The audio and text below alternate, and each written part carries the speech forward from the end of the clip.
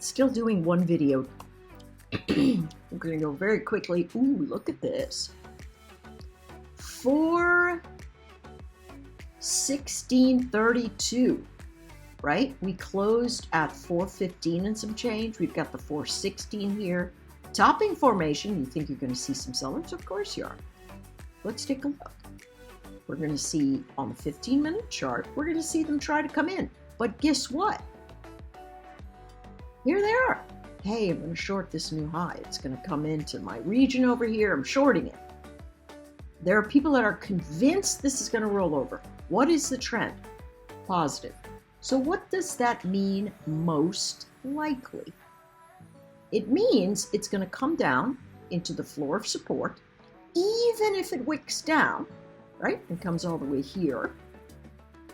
The first likelihood is the bounce. That's the first likelihood, right?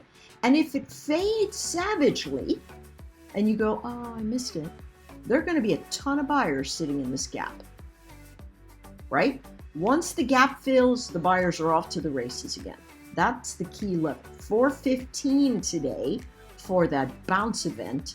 That's going to give you more upside pressure. But here's the thing. We could have so much upside pressure that we just run like the wind when we move forward. Okay? Let's take a look at the cues. Notice the levels, folks. Pause the video and look at the levels. Don't forget, watch me at 1.25, 1.5, whatever you need to get through this in quick time. All right? So, reading the GEX levels today from TradyTix, they said, heavens, we've got ourselves something that says we could move all the way to 350. 350. My thought is probably 346, but if it's a blow-off top, it could be 357. Okay? There are a lot of people sitting in here. They're peaking right over the top of 330, right? They're up at 332. 334 is the next big wick. That's where I say, hey, listen, you want to be a little bit careful about what you're doing here. And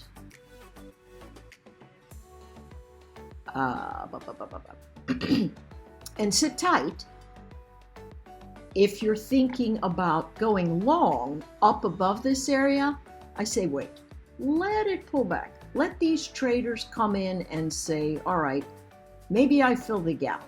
Maybe I fill the gap and then I move up. So all the gap fillers are thinking to themselves, yahoo! These long inventory going to buy to cover this morning and I'm going to be able to fill the gap, go short, and as soon as it hits that level, I'm going to be able to bounce it again. That's really what's going on. This is a moonshot, right? And take a look at the last moonshots that this chart has had on the daily. Look, moonshot just gets to the top, doesn't get over, gives it almost all the way back, and then comes up again. Moonshot hangs on, gives it back, but only half of it. Moonshot hangs on, gives some of it back. Now we've got another moonshot. My thought is potential expansion and then a pullback to give us a candlestick that looks like this. And then we've got Friday. And if Friday is a rotation down, that's what we'll see. If it's not, you know, there it is. Trend says pullbacks are to be bought. The ideal pullback area is going to be between 325 and 327. If you chase it off the top, go in small increments, and again, watch for rotation. When you see rotation in a big trend, pullbacks are buy zones. Just follow your trend. All right, SPXL, that one went straight up into our 75 target. Here it is in the pre-market, right there up at the top. Everything's a little bit long in the tooth right now, and this is no different. Everybody's waiting for the employment numbers.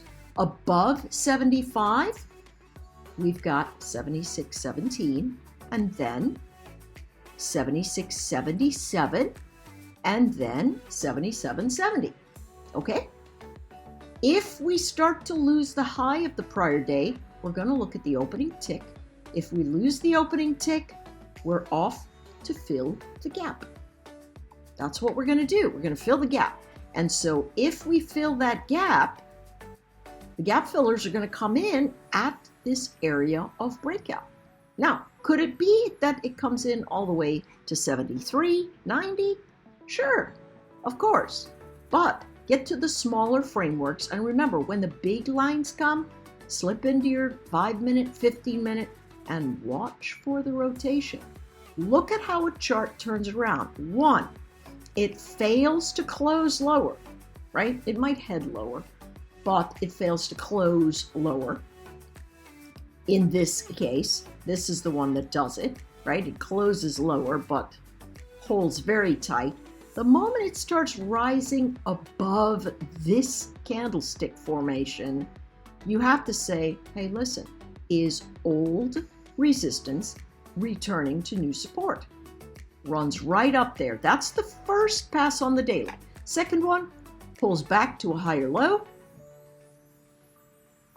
and then starts moving back up. This higher low event gives us the buy zone. Everybody's buying here. Why? Because there are no candlestick bodies down here. So this is the line in the sand. Just look for it and pay attention to price more than anything else. What a beast. Look at this thing. Next level, I said this yesterday. I said, hey, listen, we break out there, 31. That's where it's headed.